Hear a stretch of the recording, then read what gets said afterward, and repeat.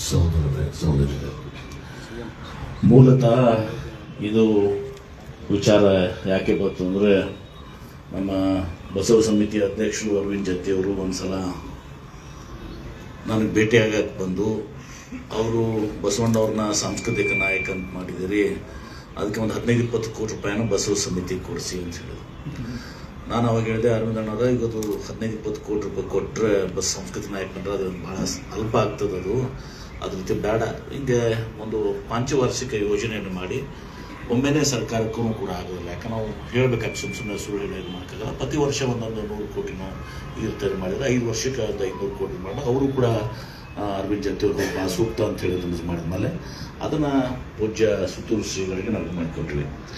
ಈಗ ಇಲ್ಲಿ ಇದು ಪಂಚವಾರ್ಷಿಕ ಯೋಜನೆ ಆಗಿರೋದ್ರಿಂದ, ಪ್ರಮುಖವಾಗಿ ಪಂಚವಾರ್ಷಿಕ ಯೋಜನೆ ಆಗಿರೋದ್ರಿಂದ ಈ ಎಲ್ಲ ಏನೇನು ಕಾರ್ಯಗಳಿದಾವೆ ಅಲ್ಲಿ ಒಂದಕ್ಕೇ ವಾಕ್ಯ ಕೂಡ ನಾವು ಹೇಳಿದ್ರೆ ಒಂದಕ್ಕನೇ ಇದು ಆಗೋದಿಲ್ಲ. ಅಂದರೆ ಅದು 5 ವರ್ಷದ ಯೋಜನೆ ಆಗೋದ್ರಿಂದ ಈ ಎಲ್ಲ ಏನು ಕಾಂಪೋನೆಂಟ್ಸ್ ಅದಾವೆ, ಬೇರೆ ಬೇರೆ ಇದು ಅದಾವಲ್ರಿ.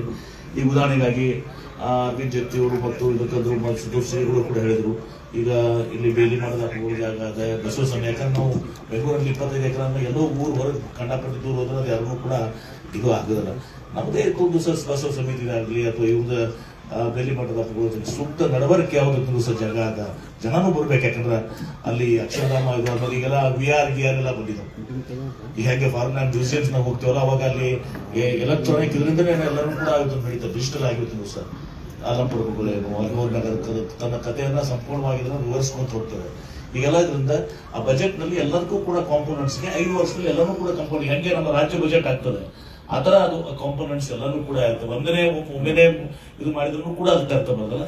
ಅದರಲ್ಲಿ ಕೊಡ್ಕೊಂಡು ಏನು ಹಿರಿಯರಿದಾರ ಎಲ್ಲರೂ ಕೂಡ ವಿಚಾರ ಮಾಡಿ, ನಮ್ಮ ರಾಯರೆಡ್ಡಿ ಅವರು ಕೂಡ ಎಕ್ಸ್ಪರ್ಟ್ ಅದಾರ ಫೈನಾನ್ಸ್ ಇದರಲ್ಲಿ, ಅದನ್ನ ಇದು ಮಾಡಿಸಿ ಯಾವ್ದಕ್ಕೆ ಇದು ಮಾಡ್ಕೊಂತ ಹೇಳಿ 5 ವರ್ಷದಾಗ ಈ ಎಲ್ಲ ಇದನ್ನು ಕೂಡ ಕಂಪ್ಲೀಟ್ ಆಗ್ತದೆ. ಅದಕ್ಕೆ ಒಂದು ಅರ್ಥ ಬರ್ತದೆ ಅನ್ನೋದು ನಾನು ತಮ್ಮ, ಯಾಕಂದ್ರೆ ಒಂದೊಂದೇ ಯೋಜನೆಗಳು ಒಂದೊಂದೇ ವರ್ಷ ನಾವು ತಗೋತೀವಿ ಅಂತಂದ್ರೆ ಅದನ್ನು ಕೂಡ ಖರ್ಚು ಮಾಡ್ಲಿಕ್ಕೂ ಕೂಡ ನಮ್ಮ ಕಡೆ ಆಗೋದಿಲ್ಲ, ಯಾಕಂದ್ರೆ ಸಮಯ ತಗೋತದೆ.